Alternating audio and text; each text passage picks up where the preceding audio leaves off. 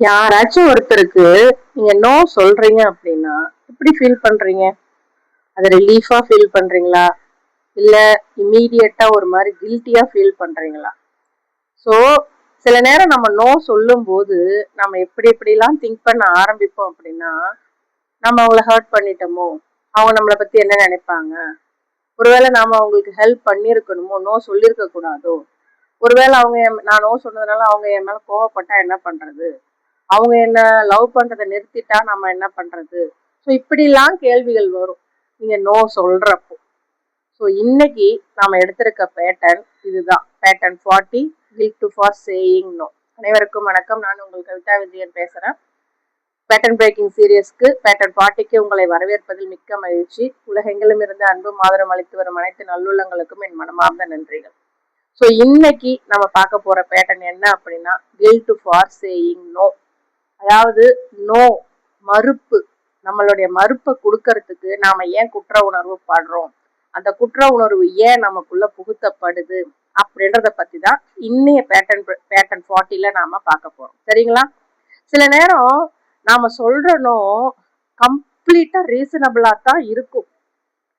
இது சரியான காரணத்தோட தான் நம்ம நோ சொல்லியிருப்போம். ஆனா நம்மளை திரும்ப திரும்ப திரும்ப அந்த நோவை நம்ம ஏன் சொன்னோம் அப்படின்னு அவங்கள்ட்ட எக்ஸ்பிளைன் பண்ணிக்கிட்டே இருப்போம். சில நேரம் நம்ம என்ன பண்ணுவோம், நம்மளுடைய ஆன்சரு நோ தான், பட் அத எஸ்ன்னு சேஞ்ச் பண்ணிடுவோம். எதுக்காக? அந்த குற்ற உணர்வை, நாம நோ சொல்லக்கூடிய அந்த குற்ற உணர்வை நம்மளால தாங்க முடியாம அந்த நோவை எஸ்ஸா நாம மாத்திடுவோம். இது என்ன பண்ணுது, இந்த பேட்டனை நமக்கு இருக்க கடினமா மாத்திட்டே போகுது.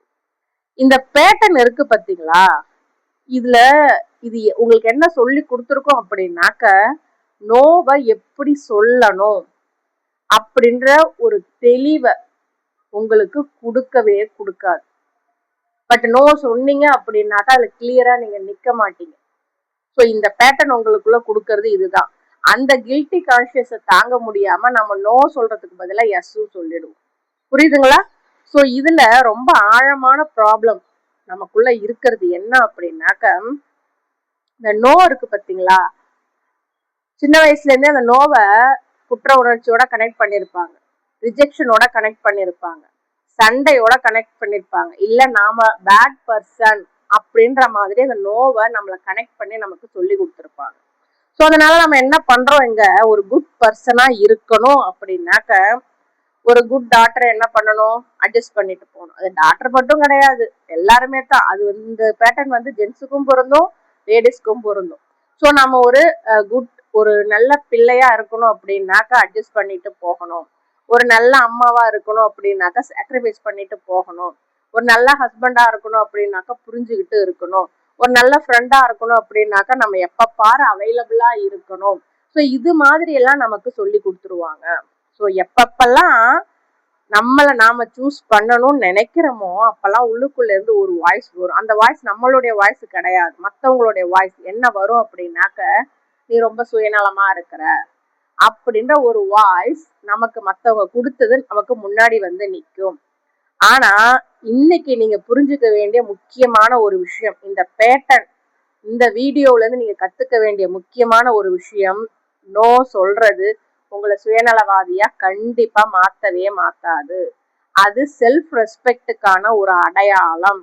அது நீங்க டயர்டா இருக்கீங்க, அதனால எனக்கு நோ சொல்ல வேண்டிய அவசியம் இருக்குது அப்படின்னு மற்றவங்களுக்கு எடுத்து சொல்ற ஒரு மெசேஜ். உங்களுக்கு பிடிக்காத ஒரு விஷயத்த என்னால செய்ய முடியாது அப்படின்னு மற்றவங்களுக்கு தெளிவா நீங்க கொடுக்கற ஒரு வார்னிங் அப்படின்னு வச்சுக்கலாம். இது வந்து நோ அப்படின்றது எல்லா நேரமும் சண்டை போட்டுதான் சொல்லணுமா, அழுதுகிட்டு தான் சொல்லணுமா, கெஞ்சிக்கிட்டு தான் சொல்லணுமா? கிடையவே கிடையாது. நீங்க இயல்பான நிலையில இருக்கும் போது தாராளமா நோ சொல்ல முடியும். நீங்க மற்றவங்களை பத்தி கவலைப்படுங்க, நான் வேணான்னு சொல்லல. அதுக்காக உங்களுக்கு சம்பந்தம் இல்லாத எந்த ஒரு எமோஷனையுமே அவங்கள்ட்ட இருந்து நீங்க சுமந்துக்காதீங்க. நீங்க ஒருத்தவங்களை லவ் பண்ண முடியும், அதே நேரம் பவுண்டரிஸ்குள்ள இருக்கவும் முடியும். நீங்க ஒருத்தவங்களை டிசப்பாயின்மெண்ட் பண்ண முடியும், பட் நீங்க இன்னமும் நல்ல பர்சனா இருக்கவும் முடியும். இன்னைய எபிசோட்ல இந்த கில்ட், இந்த குற்ற உணர்வு, நோ சொல்றதுக்கான இந்த குற்ற உணர்வு எப்படி உருவாகுது, அது நம்ம வாழ்க்கையும் ரிலேஷன்ஷிப்பையும் எப்படி பாதிக்குது, இந்த பேட்டர்னை நம்ம பிரேக் பண்றதுக்கு நாம என்ன பண்ணலாம் அப்படின்றத இந்த எபிசோட்ல நம்ம பார்க்க போறோம்.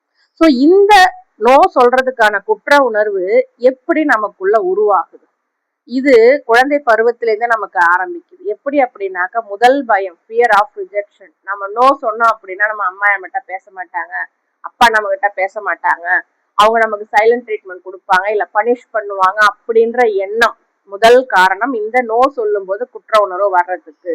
ஸோ இதுல ஒரு பெரிய ரீசனா நான் சொல்றது ஃபியர் ஆஃப் ரிஜெக்ஷன் தான் நான் சொல்லுவேன். நான் ஏன் அப்படின்னாக்க, இப்ப நான் நோ சொன்னேன் அப்படின்னாக்க அவங்க இனிமே என்ன விரும்ப மாட்டாங்க, நான் நோ சொன்னேன் அப்படின்னா அவங்க என்னை விட்டு போயிடுவாங்க, நான் அப்படி நான் நோ சொன்னேன் அப்படின்னா அவங்கள பத்தி நான் கேர் எடுத்துக்கலாம் அப்படின்னு அவங்க நினைச்சுக்கிட்டா என்ன பண்றது. ஸோ இந்த மாதிரியான கேள்விகளால, சந்தேகங்களால, காரணங்களால நாம நம்மளை ப்ரொடெக்ட் பண்றதுக்கு பதிலா அந்த ரிலேஷன்ஷிப்பை ப்ரொடெக்ட் பண்றதுக்கு தான் இங்க முயற்சி செய்வோம். இதனால நம்ம என்ன சொல்லிடுவோம், எஸ் சொல்லிடுவோம். ஏன்னாக்க அப்பதான் நம்மளை அக்செப்ட் பண்ணிப்பாங்க. அப்படி அக்செப்ட் பண்றதுதான் இங்க முக்கியம். நாம நமக்கு உண்மையா இருக்கிறத விட மற்றவங்க நம்மளை அக்செப்ட் பண்றதுதான் முக்கியம் அப்படின்ற ஒரு கோர் பிலீஃப், தப்பான பிலீஃப் நமக்குள்ள புகுத்தப்பட்டதுதான் காரணம். இது முதல் காரணம். ரெண்டாவது, ஃபியர் ஆஃப் கான்ஃபிளிக்ட். அது என்ன ஃபியர் ஆஃப் கான்ஃபிளிக்ட் அப்படின்னாக்க, நீங்க ஒரு விஷயத்த டிஸ்அக்ரி பண்றீங்க, உங்களுக்கு பிடிக்கலன்னு சொல்றீங்க, நீங்க மத்தவங்க கூட ஒத்து போகல அப்படின்னாக்க அது இங்க டேஞ்சரா மத்தவங்களால சித்தரிக்கப்படும். அதை நீங்களும் உண்மைன்னு நம்பிடுவீங்க. அதனால இப்ப யாராச்சும் ஆங்கிரியா கோவப்படுறாங்க, இல்ல உங்கள்ட்ட இருந்து எதிர்பார்த்தது அவங்களுக்கு கிடைக்கல, இல்ல அப்செட் ஆகுறாங்க அப்படின்னாக்க நம்ம உடனே என்ன ஆயிடுவோம், அன்கம்ஃபர்டபுளா ஃபீல் பண்ண ஆரம்பிச்சிடுவோம். அவங்களுடைய மைண்ட் செட் மாறினதுக்கு, அவங்க அப்செட் ஆனதுக்கு நாம அன்கம்ஃபர்டபுளா ஃபீல் பண்ண ஆரம்பிச்சிடுவோம். அதனால நம்ம என்ன பண்ணிடுவோம், சரி ஓகே நம்ம எஸ்ன்னு சொல்லிட்டோம் அப்படின்னாக்க இந்த மாதிரி அந்த ப்ராப்ளமும் வராது அப்படின்னு நமக்கு நாமே முடிவு பண்ணிப்போம். ஸோ அதுக்கு நாம கொடுக்குற விலை நம்மளை நாம இந்த இடத்துல இழக்கிறது தான். ஆனா நீங்க புரிஞ்சுக்க வேண்டிய ஒரு விஷயம், நாம விரும்புறோம், இந்த நோவை விரும்பித்தான் இந்த எஸ்ஸை விரும்பித்தான் சொல்றோமானாக்க கண்டிப்பா கிடையாது. இது ஒரு ப்ரெஷரால, நான் சொன்ன பார்த்தீங்களா, அந்த எந்த ஒரு கான்ஃபிளிக்டும் வரக்கூடாது அப்படின்ற ப்ரெஷரால தான் இங்க நம்ம என்ன பண்றோம், இந்த நோவுக்கு பதிலா எஸ்ஸை நாம சொல்றோம். ஸோ இந்த இடத்துல நம்ம என்ன கத்துக்கிறோம், கான்ஃபிளிக்ட் அவாய்ட் பண்ணணும் அப்படின்னாக்க நம்ம நோவை எஸ்ஸா நாம மாத்தணும் அப்படின்றத இந்த இடத்துல கத்துக்கிறோம். இது ரெண்டாவது காரணம். மூணாவது காரணம், பீப்புள் பிளீசிங். பட் இந்த பீப்புள் பிளீசிங் அப்படின்றது சின்ன வயசுல இருந்தே எப்படி டிசைன் பண்ணப்படுதுங்க நம்ம கிட்ட. எப்படி அப்படின்னாக்க, சின்ன வயசுல இருந்து நீ நான் அவங்ககிட்ட பேசணும் அப்படின்னாக்கா நீ இதை பண்ணு, நான் உனக்கு வேணும் அப்படின்னாக்கா இதை பண்ணு அப்படின்ற மாதிரியான சின்ன சின்ன விஷயங்கள் அந்த குழந்தைக்கு உட்புகுத்த அந்த குழந்தை என்ன பண்ணுது, தன்னை எல்லாருக்கும் பிடிக்கணும், எல்லாரும் தான் கூட இருக்கணும், எல்லாரும் நம்மளை விரும்பணும் அப்படின்றதுக்காக அது தன்னுடைய சுயத்தை இழந்துட்டு மற்றவங்களுக்காக தன்னை மாத்திக்கிற ஒரு பொம்மையா அது மாற ஆரம்பிச்சிடும். இது வளர்ந்ததுக்கு அப்புறமும் கண்டினியூ ஆகும். அதனால உங்களால நோ சொல்லவே முடியாது. நீங்க இங்க உங்களை முக்கியத்துவப்படுத்துறதுக்கு பதிலா அந்த நபரை, அந்த ரிலேஷன்ஷிப்பை முக்கியத்துவப்படுத்துறதுனால நீங்க பீப்புள் பிளீசிங்ல இருந்துகிட்டே இருப்பீங்க. மற்றவங்களுடைய சந்தோஷம், மற்றவங்களுடைய மூடு, மற்றவங்களுடைய மைண்ட் செட், இதை மட்டும் தான் நீங்க முக்கியமா நினைப்பீங்க. அதனால இந்த பீப்புள் பிளீசிங் பேட்டர்னும் நீங்க நோ சொல்லும் போது குற்ற உணர்வு அடையறதுக்கு ஒரு காரணம். இது என்ன ஆகுது அப்படின்னாக்க, மற்றவங்களுடைய கம்ஃபர்ட்டுக்கு நீங்க தான் பொறுப்பு அப்படின்ற ஒரு எண்ணத்தை உங்களுக்குள்ள கொடுத்துருது. அதனால நீங்க என்ன நினைக்கிறீங்க, அவங்க ஓகேவா இருக்காங்களா, அவங்க என் கூட ஹாப்பியா இருக்காங்களா, இல்ல நான் அவங்கள டிசப்பாயின்மெண்ட் பண்றேனா, இதனால நான் என்ன பண்ணணும், நான் அட்ஜஸ்ட் பண்ணிக்கணும், நான் என்ன அட்ஜஸ்ட் பண்ணிக்கிட்டாதான் அவங்க இதெல்லாம் பண்ண மாட்டாங்க, இப்போ நம்ம ஆட்டோமேட்டிக்கா எஸ் சொல்லிடுவோம் அப்படின்னு நம்ம நினைச்சுக்கிறோம். அடுத்த காரணம், நாலாவது காரணமா, நீங்க நோ சொன்னீங்க அப்படின்னாக்க நீங்க ஒரு சுயநலக்காரங்க அப்படின்னு அவங்க நினைச்சிருவாங்கன்ற பயம். அது என்ன ஆகுது, நம்மள முதல்ல கொண்டு வந்து நிறுத்தணும் அப்படின்னாக்க அது சுயநலம் அப்படின்னு மற்றவங்களால பார்க்கப்படுது. அது உண்மைன்னு நாமளும் நம்பிடுறோம். அந்த பயத்தினால நம்ம நோ சொல்ல மாட்டேன்றோம். ஸோ இதுக்கு நம்ம எப்பப்பெல்லாம் நம்மளுடைய தேவைகள், நம்மளுடைய எமோஷன்ஸ், நம்மளுடைய தாட்ஸ், நம்மளுடைய திங்கிங்ஸ் சூஸ் பண்றோமோ அப்போ உடனே குற்ற உணர்வா நம்ம ஃபீல் பண்றோம். இந்த இடத்துல செல்ஃப் கேருக்கும் செல்ஃபிஷ்னஸுக்கும் ரெண்டுத்துக்கும் வித்தியாசம் இருக்கு. நம்மளை நாம கேர் எடுத்து பார்த்துக்கிறதுக்கும் சுயநலமா இருக்கிறதுக்கும் வித்தியாசம் இருக்குது. நாம எதாலையும் நம்மளை யாரும் பாதிக்கல, நாம செய்யற ஒரு விஷயம் நமக்கு நிம்மதியை கொடுக்குது, அமைதியை கொடுக்குது அப்படின்னாக்க அது செல்ஃப் கேர். பட் ஆனா இன்னொருத்தரை காயப்படுத்தி, இன்னொருத்தரை ஒரு நியதியே இல்லாம, நியாயமே இல்லாம ஒரு காயத்தை மத்தவங்களுக்கு கொடுத்து நமக்கு சந்தோஷத்தை நாம தேடுறோம் அப்படின்னாக்கா அது செல்ஃபிஷ்னஸ். பட் இந்த இடத்துல நம்ம என்ன பண்றோம், நம்மளைத்தானே நம்ம ப்ரொடெக்ட் பண்றோம். நமக்கு என்ன முடியுதோ அதைத்தானே சொல்றோம், நமக்கு நோன்றத உண்மையா தானே சொல்றோம் நாம. ஸோ இது இங்க செல்ஃபிஷ்னஸ் ஆகாது அப்படின்றத நீங்க புரிஞ்சுக்கணும். செல்ஃபிஷ்னஸ் அப்படின்னாக்க மத்தவங்களை கம்ப்ளீட்டா இக்னோர் பண்றது. இது எப்படி வேணா என்ன வேணா என்ன அப்படின்னு சொல்லி அவங்கள பத்தி எந்த ஒரு கவலையும் படாம எதுவுமே பண்ணாம இருந்தது. பட் செல்ஃப் கேர் அப்படின்றது உங்களுக்கும் தேவைகள் இருக்கு அப்படின்ற மதிக்கிறது தான். நீங்க உங்களையும் பார்த்துக்கணும், அடுத்தவங்களையும் பார்த்துக்கணும். அதுதான் செல்ஃப் கேர் அப்படின்றது. அடுத்த 5வது காரணம், அதாவது நீங்க எல்லாருக்கும் தேவைப்படுவீங்க அப்படின்ற ஒரு கட்டாயம் இங்க இருக்கு அப்படின்னு நம்பிக்கை உங்களுக்குள்ள இருக்குது. உங்களுடைய ஒர்த் அப்படின்றத நீங்க எல்லாருக்கும் யூஸ்ஃபுல்லா இருந்தா மட்டும்தான் ப்ரூவ் பண்ணப்படும் அப்படின்ற ஒரு நம்பிக்கை. மற்றவங்க உங்களை வேணும்னு சொல்லும் போதுதான் நீங்க இம்பார்ட்டண்டா ஃபீல் பண்ணுவீங்க. ஸோ நீங்க அவங்களுடைய ப்ராப்ளம்ஸை சால்வ் பண்ணும் போதுதான் நீங்க அவங்களுக்கு தேவைப்படுவீங்க. நீங்க அவங்களுக்கு ஹெல்ப் பண்ணும் போதுதான் அவங்க உங்களை நல்லபடியா அட்ரஸ் பண்ணுவாங்க. அதனால நீங்க எப்ப பாரு அவைலபிளா இருப்பீங்க. ஸோ இந்த மாதிரி ஒரு நினைப்பு உங்களுக்குள்ள இருக்கிற வரைக்கும் உங்களுடைய நோ இங்க எடுபடாது. நீங்க நோ சொல்றதுக்கு பயந்துகிட்டே தான் இருப்பீங்க. அவங்க இப்ப நான் நோ சொல்லிடுறேன், அவங்கள நான் முக்கியம் நினைக்காம நான் சொல்லிடுறேன், நான் தான் முக்கியம் நினைச்சு நான் நோ சொல்லிடுறேன், அப்படி இருந்தும் அவங்க என்ன மதிப்பாங்களா, அவங்களுக்கு நான் தேவைப்படுவேனா அப்படின்ற ஒரு பயம் உங்களை இந்த இடத்துல நோ சொல்லவே விடாது. பட் அதனால இந்த நோ சொல்றது அப்படின்றது எக்ஸ்ட்ரீம்லி டிஃபிகல்ட்டா இருக்கும். ஒரு விஷயத்த நல்லா யோசிச்சு பாருங்களேன். இந்த இடத்துல நீங்க அவங்களுக்கு தேவைப்படுறப்போ இருக்கீங்க, அவங்களுக்கு வேணுங்கிறத செய்யறீங்க, அவங்க ப்ராப்ளத்தை சால்வ் பண்றீங்க, அவங்களுக்கு அவைலபிளா இருக்கீங்க, அவங்களுக்கு வேணுன்றத செய்யறீங்க, எல்லா ஹெல்ப்புமே பண்றீங்க, எமோஷனலா அவைலபிளா எல்லாமே நீங்க இருக்கீங்க. நீங்க பண்ற அத்தனையும் உங்களுக்கு தேவைப்படுறப்போ அங்கிருந்து கிடைக்குதா? ஒரு நிமிஷம் நிறுத்தி யோசிச்சு பாருங்க.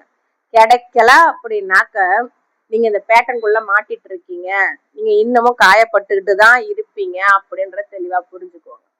அவங்க கொடுப்பாங்கன்னு எதிர்பார்ப்பு இருக்கு, அவங்க மாறுவாங்கன்ற எதிர்பார்ப்பு இருக்கு அப்படின்னு நீங்க சொன்னீங்க அப்படின்னா அது உங்க முட்டாள்தனம். நீங்க கொடுக்கற எதுவுமே உங்களுக்கு ரெசிப்ரோக்ட் ஆகல, உங்க வேல்யூ இங்க மதிக்கப்படல, உங்களுக்கு ரெஸ்பெக்ட் கிடைக்கல, உங்களை சரியான முறையில அட்ரஸ் பண்ணல, உங்களுக்கு லவ் கொடுக்கல, கேர் காட்டல, அட்டென்ஷன் தரவே இல்லை அப்படின்னாக்க அந்த இடத்துல நீங்க அவங்களுக்கு தேவைப்படுற ஒரு பொருளா இருக்கிறது அவங்களை யூஸ் பண்ணிக்க நீங்க அனுமதிக்கிறீங்க அப்படின்னு அர்த்தம். ஸோ இந்த காரணம், இந்த 5வது காரணம் நான் சொல்றேன். இது அடுத்த 6வது காரணம் சைல்டுஹுட் கண்டிஷனிங். அதாவது நம்ம சின்ன வயசுலயே நம்மளை டியூன் பண்ணி வச்சிருப்பாங்க. எப்படி அப்படின்னாக்க இந்த பேட்டர்ன் ரொம்ப சின்ன வயசுலயே, ரொம்ப ரொம்ப சின்ன வயசுலயே ஆரம்பிக்கும். என்ன மாதிரியாக அப்படின்னாக்க லவ் அப்படின்னா நம்ம ஒபீடியண்டா இருக்கிறது தான் லவ், அப்பதான் நமக்கு லவ் கிடைக்கும், அவங்களுக்கு கீழ்ப்படிஞ்சு நடக்கணும், அப்பதான் நமக்கு லவ் கிடைக்கும் அப்படின்ற ஒரு எண்ணத்தை கொடுத்துருவாங்க. அதே மாதிரி நாம ஏதாவது அவங்களோட எதிர்த்து பேசணும் அப்படின்னாக்க அதை ஒரு கிரிட்டிசிசமா மாத்திருவாங்க, நம்மள ஒரு குறை சொல்ற ஒரு தன்மையா அதை அவங்க மாத்திருவாங்க.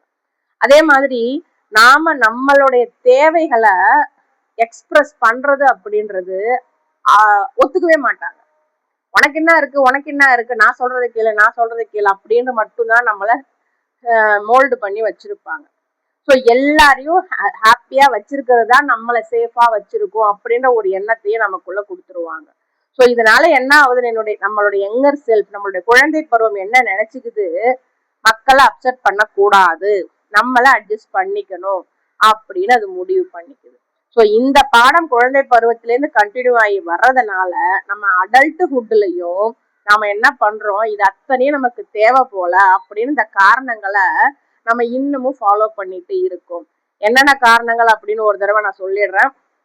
Fear of rejection, fear of conflict, people pleasing, fear of being selfish, need to be needed, childhood conditioning. So இந்த காரணங்கள் தான் நீங்க நோ சொல்லும் போது நீங்க குற்ற உணர்வு அடையறதுக்கு காரணங்கள். இது உங்க வாழ்க்கையோ உங்க ரிலேஷன்ஷிப்பையும் எப்படி பாதிக்குது அப்படின்றத அடுத்த பார்ட்ல பார்ப்போம். ஸோ முதல் பாதிப்பு எமோஷனல் எக்ஸாஷன். ஸோ நீங்க யோசிச்சு பாருங்க, உங்களுக்கு ஒரு வேலை செய்ய பிடிக்கல, பட் மற்றவங்களுக்காக ஒரு ப்ரெஷரின் வேலை அந்த வேலையை செய்யறீங்க அப்படின்னா அந்த இடத்துல உங்களுக்கு நிம்மதி இருக்குமா, அமைதி இருக்குமா? எவ்வளவு ஸ்ட்ரெஸ் ஆவீங்க, எவ்வளவு அன்சைட்டி வரும். உங்களுக்கு பிடிக்காத ஒரு விஷயத்த உங்களை ப்ரெஷர் பண்ணி செய்ய வைக்கிறாங்க. புரியுதுங்களா? நல்லா புரியுதுங்களா? ஸோ அந்த இடத்துல எமோஷனல் எக்ஸாஷன் அப்படின்றது உங்களுக்கு வரும். நீங்க கொடுத்துக்கிட்டே இருப்பீங்க, ஹெல்ப் பண்ணிக்கிட்டே இருப்பீங்க, அட்ஜஸ்ட் பண்ணிக்கிட்டே இருப்பீங்க. பட் உங்களை யார் கேர் எடுத்துக்கிறாங்கன்னா உங்களை யாருமே கேர் எடுத்துக்க மாட்டாங்க. அதனால என்ன ஆகுது, உங்களுடைய பாடியும் மைண்டும் இங்க ரொம்ப ட்ரெயின் ஆயிடுது, டயர்டாவும் ஆயிடுது.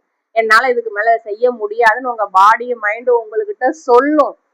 பட் ஆனா நீங்க அதை கேட்காம மற்றவங்களை ப்ளீஸ் பண்றதுக்காக நீங்க செஞ்சுக்கிட்டே இருப்பீங்க. ஸோ இது முதல் பாதிப்பு, எமோஷனல் எக்ஸாஷன் ஆகுறது. ஸோ அடுத்து ரெண்டாவது பாதிப்பா நான் சொல்றது ரிசென்ட்மெண்ட், அதாவது வருத்தம், வாழ்நாள் வருத்தம் அப்படின்னு சொல்றது. இது மிகப்பெரிய ஒரு பிக்கஸ்ட் கான்சிக்வன்ஸை நமக்கு கொடுக்கும். என்ன அப்படின்னாக்க, நீங்க ஆக்சுவலி நோ சொல்லணும்ன்ற விருப்பம் உங்களுக்குள்ள இருக்குது, பட் எஸ் சொல்றீங்க அப்படின்னாக்க இது என்ன பண்ணும், அதாவது நீங்க ஒரு இடத்துல நோ சொல்லணும், அந்த இடத்துல நோ சொல்ல முடியல, ஏதோ ஒரு காரணம், பட் எஸ் சொல்லிட்டு வந்துட்டீங்க. பட் நீங்க அந்த சுச்சுவேஷனை விட்டு எட்ட வந்ததுக்கு அப்புறமேலுக்கு உங்க மேலேயே உங்களுக்கு அது கோபத்தை கொடுக்கும். நான் இந்த இடத்துல நோ தானே சொல்லியிருக்கணும், ஏன் எஸ் சொல்லிட்டு வந்தா, அப்படி நீங்க உங்க மேல கோவப்பட ஆரம்பிச்சிருவீங்க. நாம ஏன் அவங்க எல்லாருமே என்கிட்ட எப்பயுமே எஸ் சொல்லணும்னு எதிர்பார்க்கறாங்க, நான் ஏன் உங்களுக்கு எஸ் சொல்லிட்டே இருக்கிறேன் அப்படின்ற கோபம் உங்க மேல திரும்ப ஆரம்பிக்கும். ஸோ மற்ற பர்சன் இதை ரியலைஸ் பண்ண மாட்டாங்க, இந்த கோபத்தை மற்றவங்க ரியலைஸ் பண்ண மாட்டாங்க, உங்ககிட்ட இருந்து எஸ்ஸை மட்டும் அனுபவிச்சுப்பாங்க அவங்க. பட் ஆனா இந்த கோபத்தை யார் ரியலைஸ் பண்றது அப்படின்னாக்க நீங்க தான் ரியலைஸ் பண்ணுவீங்க. ஸோ அது ஒருத்தர்கிட்ட இந்த எஸ் சொல்லிட்டு வருத்தப்படுறீங்க அப்படின்னா ஒருத்தட்டையுமே இந்த எஸ் சொல்லிட்டு எவ்வளவு வருத்தங்கள், எவ்வளவு கோபங்கள் உங்களுக்குள்ள இருக்கும். அந்த கோபங்கள் கடைசி வரைக்கும் கோபமாவே இருக்கும், வருத்தமாவே உங்களுக்குள்ள தங்கிடும். ஸோ நீங்க எஸ் சொல்லியிருப்பீங்க, விருப்பப்படாம சொல்லியிருப்பீங்க, அது வெளிப்படுத்த முடியாத வருத்தமா உங்களுக்குள்ள வாழ்நாள் முழுக்க தங்கிடும். இது ரெண்டாவது பாதிப்பு. மூணாவது பாதிப்பு லூஸ் ஆஃப் செல்ஃப். நீங்க உங்களை இழந்துருவீங்க, உங்களோட ஐடென்டிட்டி இழந்துருவீங்க, உங்க வாய்ஸை இழந்துருவீங்க, உங்க ட்ரீம், உங்க கரியர் எல்லாத்தையுமே நீங்க இந்த நோ எஸ் சொல்றதுனால, நோ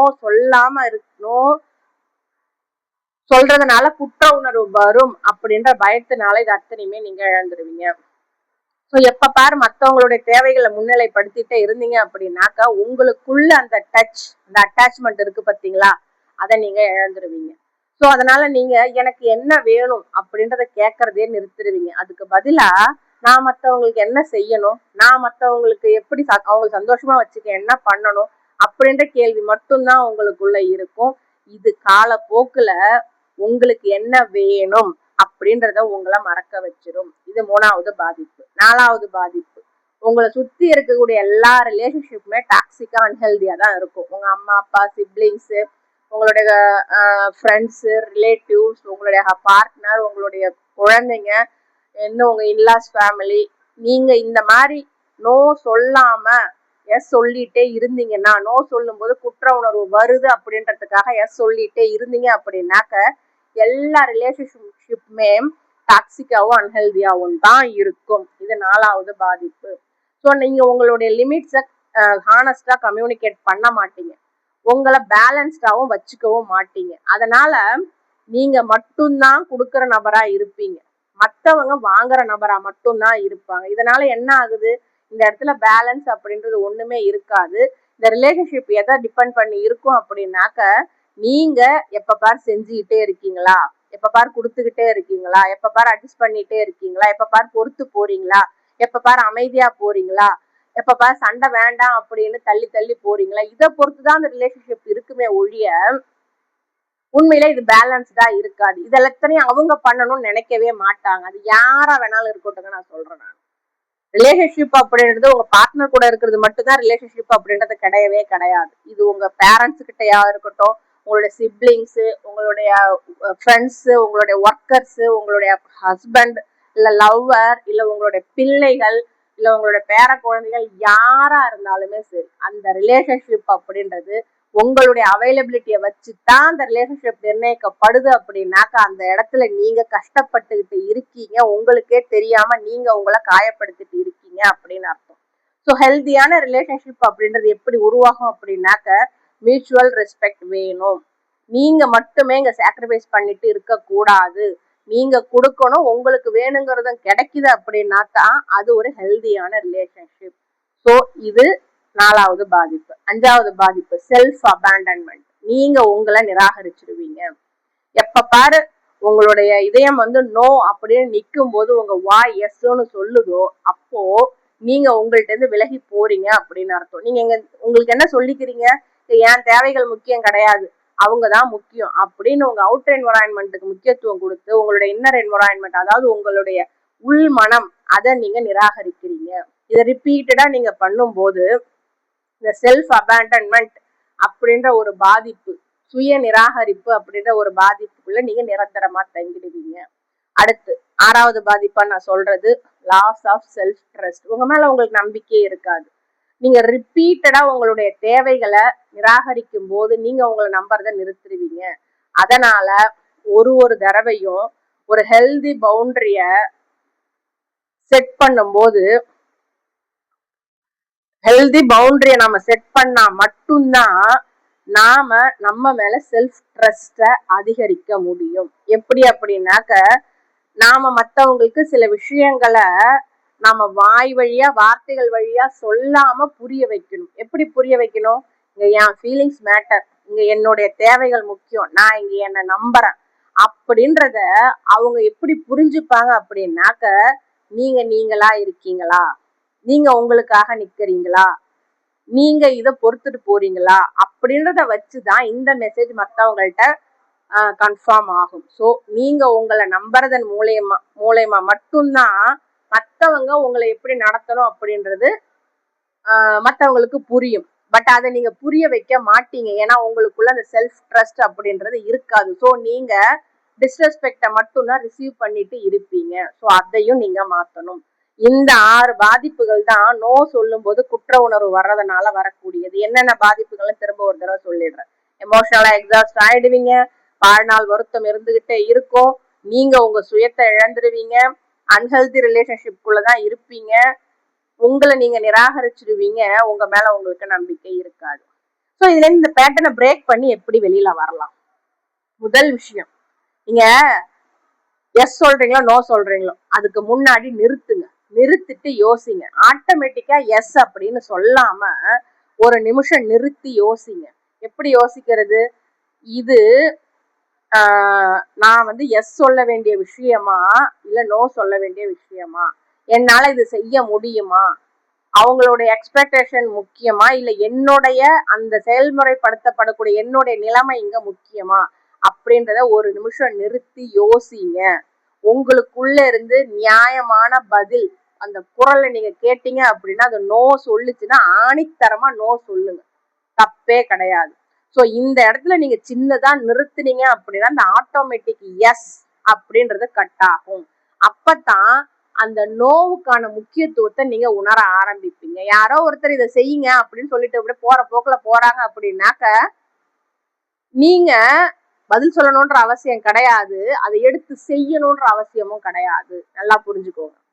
அதை பாஸ் பண்ணுங்க. அவங்க சொல்றப்ப செஞ்சிடுறேன் அப்படின்னு சொல்றத நிறுத்திட்டு முடியுமா முடியாதான்னு யோசிச்சுட்டு பதில் சொல்ல பழகுங்க. தப்பே கிடையாது, நீங்க டைம் எடுக்கிறதுல தப்பே கிடையாது, ரிப்ளை பண்றதுக்கு டைம் எடுக்கிறதுல தப்பே கிடையாது. இமீடியட் ஆன்சர் அப்படின்றது இங்க எதுவுமே கிடையாது. நாம உணர்ந்து சொல்லக்கூடியதான் எங்க பதில். ஸோ அதை முதல்ல பிராக்டிஸ் பண்ணுங்க. ஓகேவா? அடுத்த 2வது, நீங்க உங்களே கேள்வி கேளுங்க. நான் இந்த இடத்துல ஆக்சுவலா என்ன சொல்ல விரும்புறேன், நோ சொல்ல விரும்புறேனா எஸ் சொல்ல விரும்புறேனா? ஸோ அப்படின்றத உங்களை நீங்க கேள்வி கேளுங்க. நிறுத்திட்டு முதல்ல அந்த சுச்சுவேஷன் நடக்கும் போது நிறுத்திட்டு 2வது உங்களை நீங்க கேள்வி கேளுங்க. நீங்க ஒத்துக்கிறதுக்கு முன்னாடி நான் உண்மையிலே இந்த எஸ் சொல்றது என்னால முடியும் அப்படின்றதுக்காக இந்த எஸ் நான் சொல்றேன்னா இல்ல அவங்களுடைய ரியாக்ஷனுக்கு பயந்துகிட்டு இந்த எஸ் நான் சொல்றேனா? ஸோ இந்த ஆன்சர் உங்களுக்கு உங்க நிலைமைய புரிய வைக்கும். கேள்வி என்னன்னு புரியுதுங்களா? உண்மையிலேயே இந்த விஷயத்த எனக்கு செய்ய பிடிக்குது அப்படின்றதுக்காக நான் எஸ் சொல்றேனா இல்ல அவங்களோட ரியாக்ஷனுக்கு பயந்துகிட்ட நான் எஸ் சொல்றேன். சோ இந்த ரெண்டுல உங்களுக்கு பதில் கிடைக்கும். முதல் கேள்விக்கு பதில் எஸ் அப்படின்னா நீங்க தாராளமா செய்யலாம். ரெண்டாவது கேள்விக்கு பதிலும் எஸ் அப்படின்னா நீங்க அந்த இடத்துல நிறுத்தித்தான் ஆகணும், அதை செய்யக்கூடாது. அவங்களோட ரியாக்ஷனுக்கு நீங்க பயப்படக்கூடாது. ஓகேவா? இது ரெண்டாவது ஸ்டெப். மூணாவது ஸ்டெப், ஸ்டார்ட் பண்றது மிகப்பெரிய நோ சொல்லணும், கத்தணும், பிடிக்கலன்னு சொல்லணும், கதறணும் கிடையவே கிடையாது. சின்ன சின்ன நோ சொல்லி பழகுங்க. சின்ன சின்ன விஷயத்துல இருந்து உங்க நோவை ஆரம்பிங்க. முடிஞ்சா முடியும்னு சொல்லுங்க, முடியலன்னா முடியலன்னு சொல்லுங்க. எக்ஸ்பிளைன் பண்ணாதீங்க, ஓவர் ஷேரிங் பண்ணாதீங்க. ஓகேவா? ஸோ நீங்க எடுத்ததுமே எக்ஸ்ட்ரீம் லெவல்ல போயிட்டு நோ சொல்லணும்ன்ற அவசியம் கிடையாது. சின்னதா நோ தேங்க்யூ, எனக்கு பிடிக்கலைங்க, இது வேண்டாம், அப்புறம் பார்க்கலாம், ஸோ அப்படின்ற மாதிரி சொல்லுங்க. போன் வருதா உடனே எடுத்து அட்டன் பண்ணணும் அவசியம் கிடையாது. மெசேஜ் வருதா உடனே ரிப்ளை பண்ணணும் அவசியம் கிடையாது. ஸோ நீங்க அவைலபிளா இருக்கீங்க, அதை அவங்களுக்கு கொடுக்கணுன்ற எந்த ஒரு தேவையும் உங்களுக்கு கிடையாது. நீங்க ஓப்பனா பதில் சொல்ல பழகுங்க. ஸோ ஒரு கிளைண்ட் ஒருத்தவங்க என்கிட்ட கேட்டாங்க, நான் மத்த எல்லார்ட்டையுமே சரியா இருக்கிறேன், பட் ஆனா என்னுடைய பேரண்ட்ஸுக்கிட்டயும் என்னுடைய ஹஸ்பண்டுக்கிட்டயும் என்னால சரியா இருக்க முடியல, அவங்கள்ட்ட மட்டும்தான் இந்த பயம் வருது அப்படின்னு சொன்னாங்க. இது ரொம்ப தப்புங்க. எல்லா இடத்துலயுமே நீங்களா இருக்கணும். இந்த நோ நீங்க ஒரு இடத்துல சொல்றீங்க, ஒரு இடத்துல சொல்ல மாட்டேன்றீங்க அப்படின்னு நீங்க என்ன ஹீல் ஆகலன்னு அர்த்தம். அந்த சுச்சுவேஷனை பேஸ் பண்ணி தான் உங்க நோ இருக்குன்னு அர்த்தமே ஒழிய உங்களை பேஸ் பண்ணி அந்த நோ இல்லைன்னு அர்த்தம். ஸோ உங்களை பேஸ் பண்ண நோவா இருந்தது அப்படின்னாக்கா எந்த ரிலேஷன்ஷிப்பும் நீங்க பார்க்க மாட்டீங்க. நோ தான் நோ அப்படின்னு நீங்க நிற்பீங்க. நீங்க ஹீல் ஆயிட்டீங்க அப்படின்றதுக்கு உதாரணம் எல்லா இடத்துலயுமே நீங்க ஒரே மாதிரி இருக்கிறது தான். புரியுதுங்களா? ஸோ நீங்க அவைலபிள் இல்லைன்னா அவைலபிள் இல்லைன்னு சொல்லிடுங்க. எனக்கு இது பிடிக்கலையா பிடிக்கலன்னு சொல்லிடுங்க. என்னால செய்ய முடியாதா முடியாதுன்னு சொல்லிடுங்க. ஸோ இந்த மாதிரி சொல்லி பழகுங்க. அடுத்து 4வது ஸ்டெப், ஓவர் எக்ஸ்பிளைன் பண்ணாதீங்க. நோ சொல்லிட்டு எட்ட வந்துருங்க. நீங்க எக்ஸ்பிளைன் பண்ணணும்ன்ற அவசியமே கிடையாது. அவங்க என்ன காரணம்னாலும் எடுத்துக்கிட்டு போட்டோம். நீங்க சொல்ற நோவுக்கு பதில் நோ தான். நீங்க அதிகமா கில்ட்டியா ஃபீல் பண்றீங்க அப்படின்னா அதிகமா எக்ஸ்பிளைன் பண்ணணும்ன்ற நினைப்பு உங்களுக்குள்ள வரும். அது தேவையே கிடையாது. நீங்க செட் பண்ற பவுண்டரிக்கு ஒரு லாங்கான எக்ஸ்பிளனேஷன் கொடுத்தா தான் அந்த பவுண்டரி வேலிட் அப்படின்ற எண்ணம் உங்களுக்கு தேவையே கிடையாது. என்னால செய்ய முடியாது, அவ்வளவுதான், முடிச்சுட்டு வந்துகிட்டே இருங்க. அவங்க கேள்வி கேட்டாலும் நீங்க வேற எந்த பதிலையும் சொல்லணும்ன்ற அவசியம் கிடையாது. எக்ஸ்பிளனேஷன் பண்ணாதீங்க. அடுத்த 5வது, அவங்களோட எக்ஸ்பெக்டேஷனை உங்களால மீட் பண்ண முடியல, அந்த எக்ஸ்பெக்டேஷனை உங்களால ஃபுல்ஃபில் பண்ண முடியல அப்படின்னா அவங்கள ஏமாற விடுங்க, தப்பே கிடையாது. அவங்க யாருங்க உங்க பர்மிஷன் இல்லாம உங்க மேல இவ்வளவு எக்ஸ்பெக்டேஷன் வைக்கிறதுக்கு? அவங்க யாரு? நீங்க இவ்வளவு செய்யணும், இப்படித்தான் இருக்கணும், இப்படித்தான் ட்ரெஸ் பண்ணணும், இப்படித்தான் பிஹேவ் பண்ணணும்னு உங்களை ஒரு ஷேப் பண்றதுக்கு அவங்க யாரு? ஸோ அவங்க உங்களை பத்தின எக்ஸ்பெக்டேஷன் ஒண்ணு வச்சிருந்தாங்க அப்படின்னாக்க அதை நீங்க ஃபுல்ஃபில் பண்ண வேண்டிய அவசியம் இல்லை. அவங்க ஏமாறட்டும், விட்டுருங்க. புரியுதுங்களா? ஸோ இது கொஞ்சம் ஹார்டான ஸ்டெப் தான், நான் இல்லைன்னு நான் சொல்லலை. சில நேரங்கள்ல நீங்க நோ சொல்றது மற்றவங்களை ஏமாத்துற மாதிரி தான் இருக்கும். பட் இங்க உங்க ஆன்சர் அவங்களுக்கு பிடிக்காம போகலாம். பட் அவங்க இன்னொரு விஷயமும் சொல்லுவாங்க, நீ மாறிட்ட அப்படின்னு சொல்லுவாங்க. எதுவுமே தப்பு கிடையாதுங்க. அவங்க டிசப்பாயின்மெண்ட் ஆகிறாங்க அப்படின்றதுக்காக நீங்க சொல்ற நோ தப்புன்னு அர்த்தம் கிடையாது. புரியுதுங்களா? இந்த இடத்துல உங்க பவுண்டரிய சேஞ்ச் பண்ணாம நீங்க உங்க ஃபீலிங்ஸை ரெஸ்பெக்ட் பண்றீங்க அப்படின்றத நீங்க நம்புங்க. அவங்களை இங்க டிசப்பாயின்மெண்ட் பண்ணணும்ன்றது உங்க எண்ணம் கிடையாது. பட் அவங்களோட எக்ஸ்பெக்டேஷனை ஃபுல்ஃபில் பண்ணவோ இல்ல அதை கம்ப்ளீட் பண்ணணும்ன்ற அவசியம் உங்களுக்கு இல்லை. ஸோ இந்த இடத்துல தப்பு யாருக்கிட்ட இருக்கு அப்படின்னா அவங்கள்ட்ட தான் இருக்குது.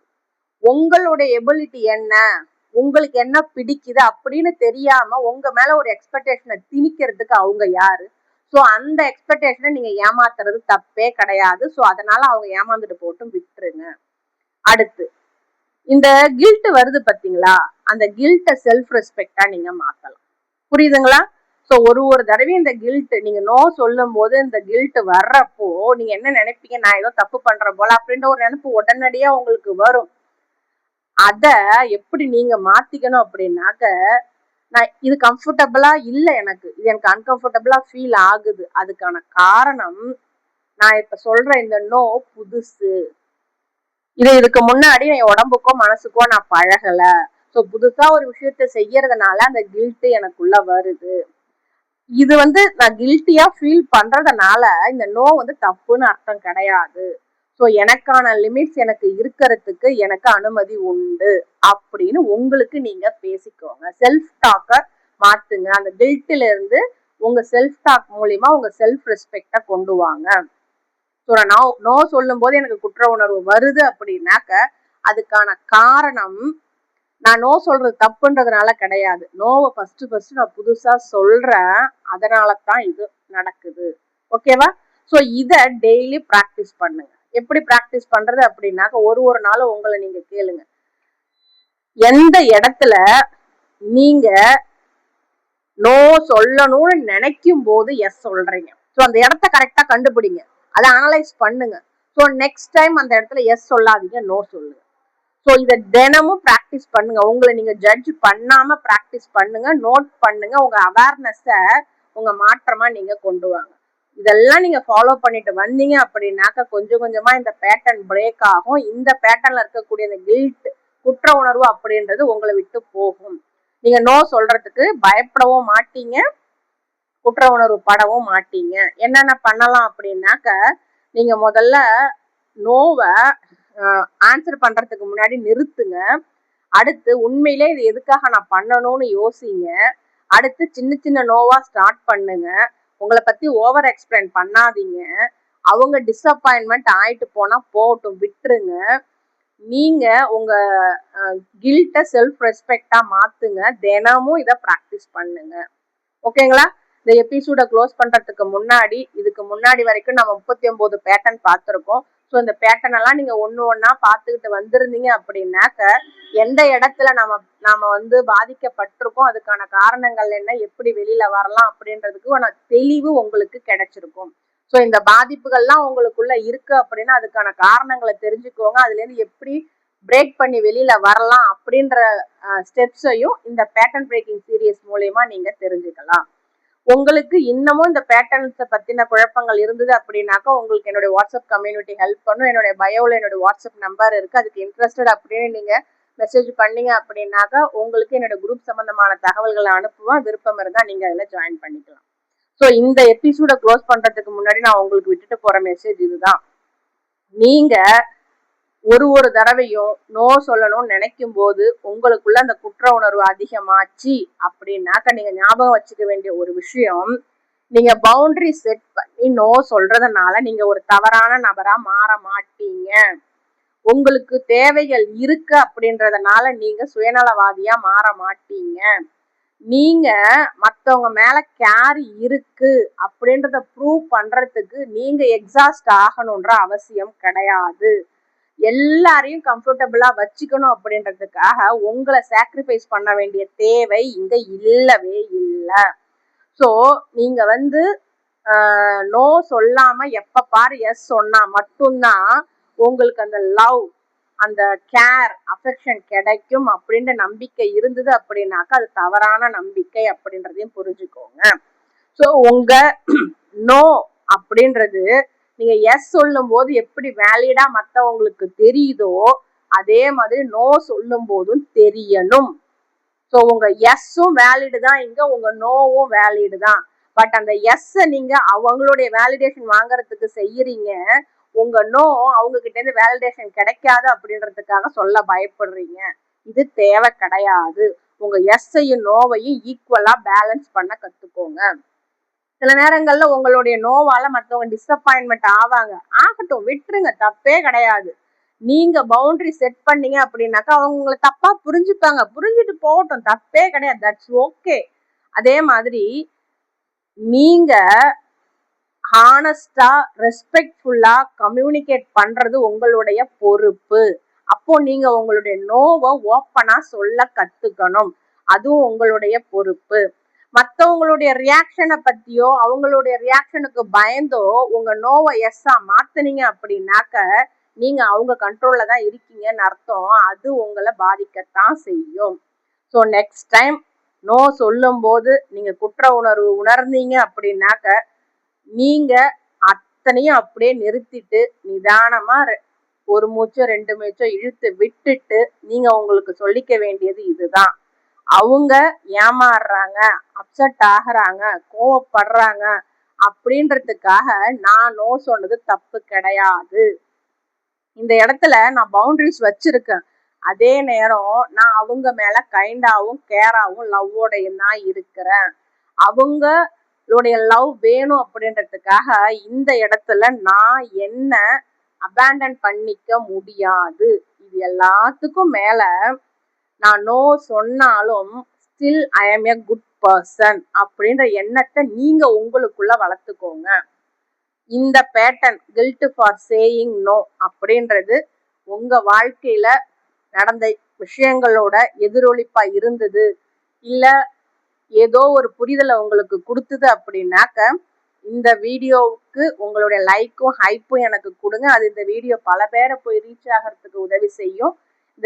இது மாதிரி பேட்டர்ன் பிரேக்கிங் சீரியஸ் நீங்க கண்டினியூ பண்ணணும் அப்படின்னாக்கா என்னோட சேனல் சப்ஸ்கிரைப் பண்ணுங்க. இது யாருக்கு உதவியா இருக்கும்னு நினைக்கிறீங்களோ அவங்களுக்கு ஷேர் பண்ணியே விடுங்க.